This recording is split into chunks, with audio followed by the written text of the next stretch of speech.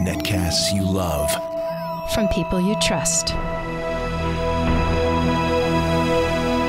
This is Twit.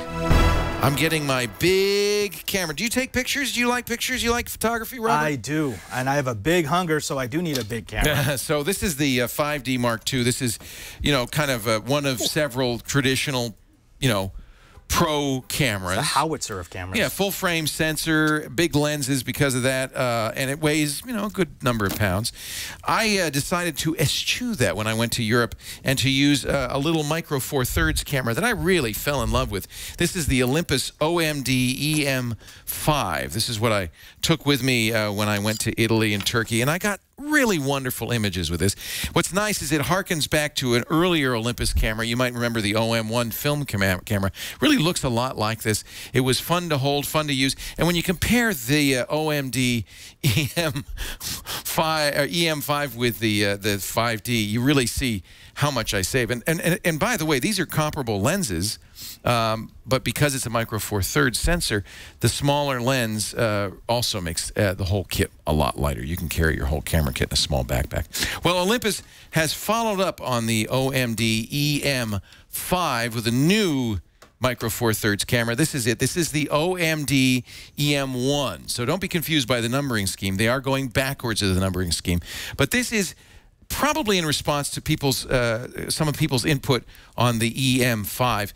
Lots more knobs, which pros like. Pros want to be able to keep their eye on the sensor and fiddle with the knobs to get what they want. And there are buttons to do everything. Lots of extra programmable function buttons. There's an HDR button that'll give you a choice of 4 different HDR settings. There's buttons, of course, for direct shooting film. I like that. Movies, rather. I like the film. I like that a lot. There is a camera hot shoe, and it comes with a small little flash that'll use the camera's battery, but it also has a full flash control and a full microphone jack on the side, so you can use high-quality microphones on this camera. It has built-in stereo microphones, 1080p video shooting, lots and lots of functionality. Let's talk about what's different between the EM5 and its successor, the EM1. Price is the same, about $1,400, although I should mention through the end of the month, Olympus is taking $200 off this EM1. They're pushing it, so it's on sale. So this might be a good time if you're interested in Micro Four Thirds. The advantage of Micro Four Thirds, I should mention, is interchangeable lenses. You can get Olympus lenses, but there are many other companies that make Micro Four Thirds lenses, so there's a very wide range of selections. One of the things Olympus did with the EM1 that I like a lot, there are 2 focusing styles. There's the fast Micro Four Thirds phase focusing, but it also has contrast focusing built in. That's if you want to use older 4 thirds lenses.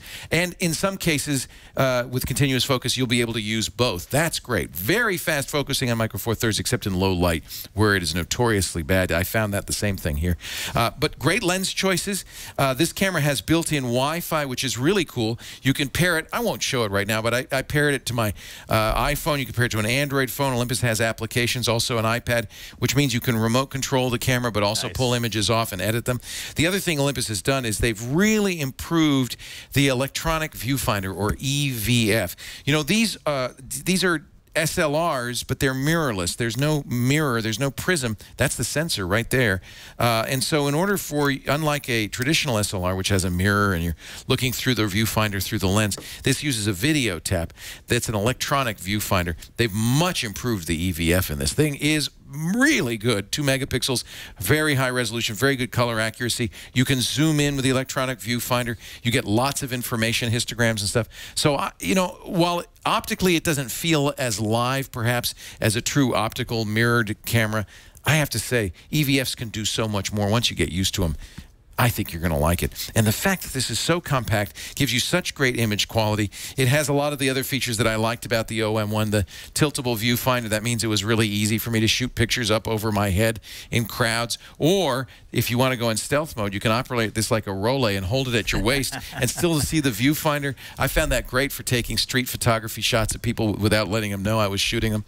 I am a big fan of the EM5, and I like the EM1 an awful lot. I think they've done a lot lot to improve it. I like the fact that I don't have to take my eyes off the viewfinder. I can just twiddle these knobs and change the settings. So let me give you the pros and cons. Lots more improved features, a much better electronic viewfinder. I like the fact that it has so many programmable buttons, including, you know, they have in-camera, time-lapse, in-camera HDR. A lot of the specialty stuff people like to do is in here. They've improved the lens correction, so much better JPEGs come out of this. Of course, you can always shoot RAW as well. And they do have in-camera RAW conversion, too, and they've improved that quality. I love the retractable, or whatever you call this, the pivotable viewfinder. This viewfinder is really crisp, very clear, 3-inch viewfinder.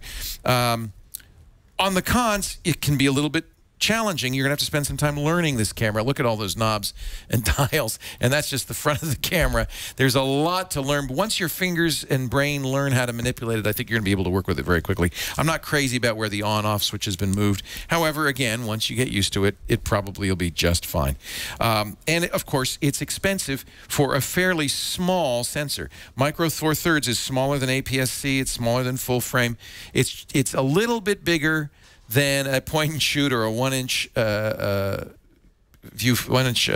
sensor, but still you lose a little bit of the bokeh, a little bit of the depth of field that you would get on a bigger sensor. On the pro side, of course, this is a 45mm lens. That's effectively 2x because of the smaller sensor. So this small lens is actually a 90mm lens when I'm shooting.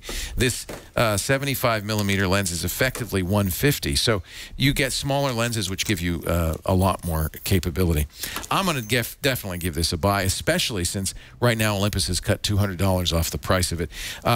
They are still going to sell the EM5. It's a little simpler, a little easier to use. But if you have the choice and you're willing to put some energy into it, I'd have to say the EM1 is the one to choose. One other big difference, you can see it on the grip here on the side. The little nubby grip has been replaced with a serious pro grip that makes it a lot easier to hold the camera and a lot easier to shoot. This is a great camera. Great images. The only thing that's going to be better is a 5D Mark II or maybe a Sony A7 or NEX6 or 7. But if at this price point, I don't think there's anything out there. And the range of lenses means it is ultimately flexible. A definite buy on the Olympus OMD EM1.